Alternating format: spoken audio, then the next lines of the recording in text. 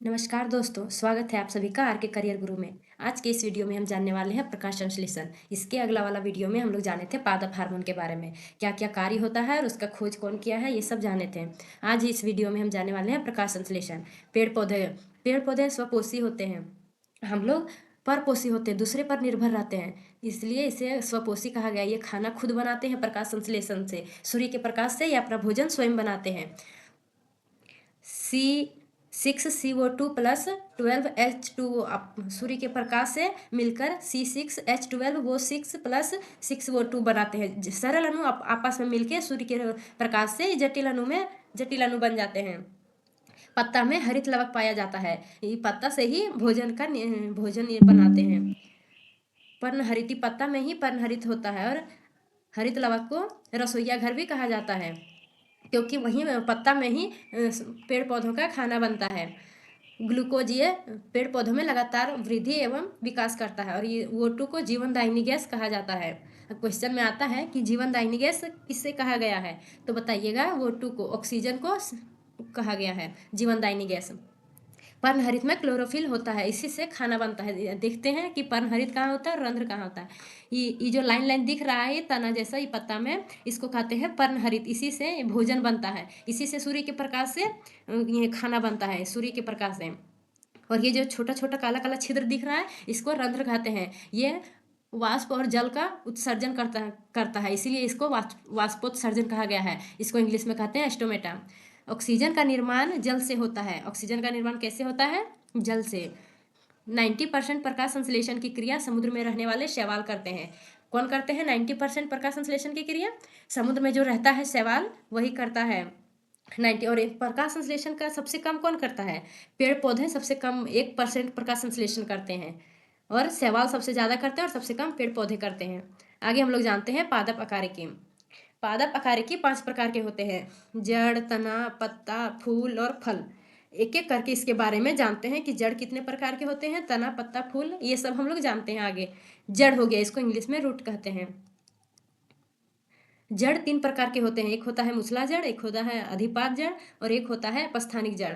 मूसला जड़ 5 प्रकार के होता है: तरकु जड़, शंकु जड़, कुंभी जड़, वायवीय जड़ और ग्रंथिल जड़। इसके बारे में पूरा डिटेल से जानेंगे एक एक करके कि इसमें कौन सा पेड़ पौधा आता है, इसमें कौन सा आता है, ये सब जानेंगे पेड़ पौधा कौन कौन आता है। अधिपात जड़, ये परजीवी होते हैं, ये स्वपोषी नहीं होते हैं। पेड़ पौधे अधिकतम परपोषी ही होता है, लेकिन ये पेड़ पौधे हमेशा स्वपोषी ही होते हैं, लेकिन ये अधिपात जड़ में ये परपोषी है, दूसरे पर निर्भर रहता है। जैसे अमरबेल, इसका जड़ उड़ कहीं नहीं रहेगा, लेकिन इसको थोड़ा सा भी कोई पेड़ में रख दीजिएगा ना, तो वो पेड़ में पूरा फैल जाएगा। इसी को कहते हैं अमरबेल। गांव में तो देखते ही होंगे अक्सर, ये पूरा पेड़ में फैला हुआ होता है, थोड़ा जड़ के जैसा रहता है, धागा के जैसा रहता है ये अमरबेल। अपस्थानिक जड़, ऐसे जड़ जो पेड़ पौधे से ऊपरी भाग या अन्य भाग से जड़ें निकल जाती है, सहायता करती है। जैसे देखिए, ये बरगद का पेड़ है, बरगद के पेड़ के तना से उसका जड़ निकल जाता है, उसे सहायता प्रदान करता है। अगर वो और बड़ा हो गया तो वो जमीन में आके फिर से लग जाएगा वो। उसी तरह गन्ना का भी जो बाहर से सहायता प्रदान करता है जड़, उसको कहते हैं अपस्थानिक जड़। अब जानते हैं मूसला जड़। मूसला जड़ में कौन कौन आता है? 5 होता है। ये हो गया बीज। बीज में ऊपर में जो अंकुर आता है, इसे परांकुर कहते हैं, और ये जो नीचे में जाता है, इसे मूलांकुर कहता है। ये जड़ हो गया और ये तना हो गया, ये जड़ हो गया। अब मूसला जड़ जानते हैं। मूसला जड़ 5 प्रकार के होते हैं, होता है तरकु जड़, शंकु जड़, कुंभी जड़, वायवीय जड़ और ग्रंथिल जड़। तरकु जड़ में मूली आ जाता है, ये जो देख रहे हैं ये मूली है, ऐसे करके ये थोड़ा थोड़ा सा रेशा जैसा निकला हुआ है, इसे यही होता है तरकु जड़, मूली हो गया। शंकु जड़, ये गाजर हो गया, ये गाजर में शंकु जैसा, शंकु आकार जैसा होता है, तो ये शंकु जड़ हो गया। ये कुंभी जड़, ये सलजम हो गया। ये ऊपर से तो गोल रहेगा, लेकिन नीचे में थोड़ा सा लंबा इसका जड़ हो जाता है, और इसमें भी हल्का हल्का रेशा जैसा रहता है, इसे कुंभी जड़ कहते हैं। वायवीय जड़ दलदली क्षेत्र में होता है, इसका पेड़ का नाम है मैंग्रोव। सुंदरी इधर नहीं पाया जाता है, जहाँ दलदली क्षेत्र है उधर पाया जाता है। और ये ग्रंथिल जड़, ये दलहनी पौधा में पाया जाता है। ये जो छोटा छोटा है, ये गोल गोल, यही है दलहनी। जितना भी दलहनी पौधा है ना, उस सब में ये ग्रंथिल जड़ पाया जाता है। यही वाला भी हम बताएं, बीज, परांकुर, मूलांकुर और तना। अब तना के बारे में जानते हैं। स्टीम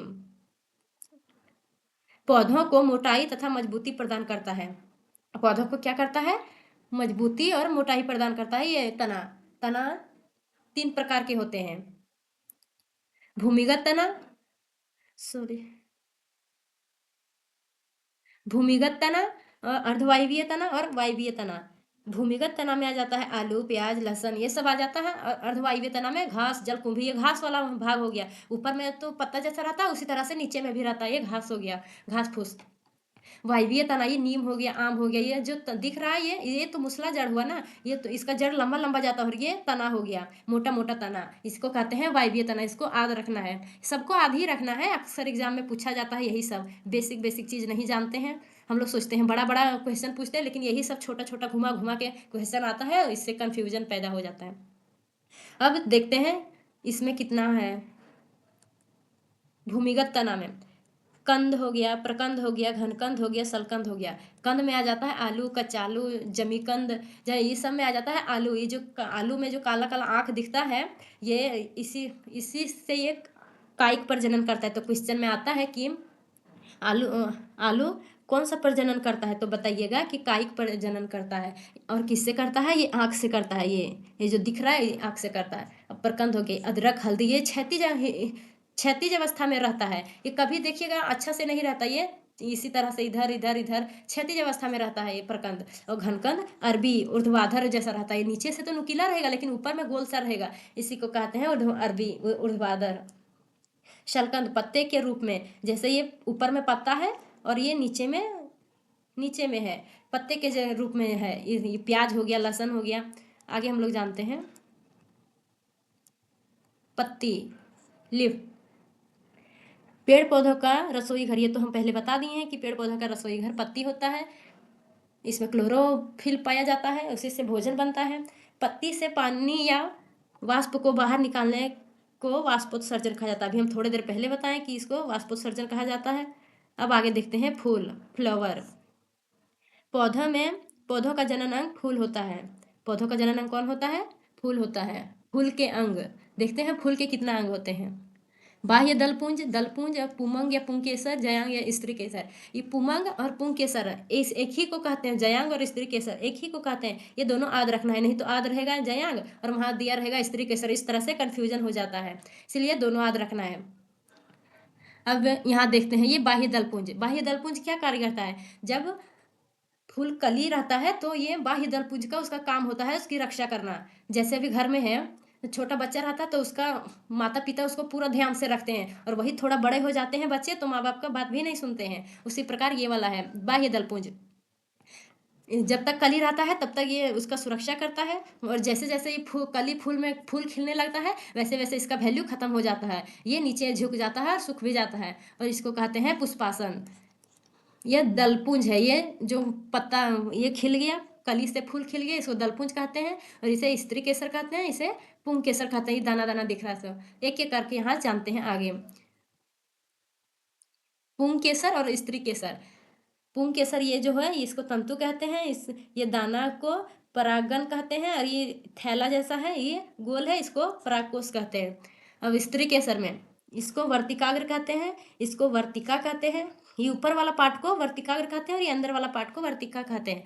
और ये दाना वाला दिख रहा है इसे बीजांड कहते हैं, इसी में बीज का निर्माण होता है, बीजांड में ही बीज का निर्माण होता है, और इसको कहते हैं अंडाशय। ये इसमें फल का निर्माण होता है। आप हमारे चैनल में नए हैं तो सब्सक्राइब कर दीजिए, इसी तरह से हम नई नई वीडियो लाते रहेंगे। अगली क्लास में हम देखेंगे पादप वर्गीकरण। Thank you.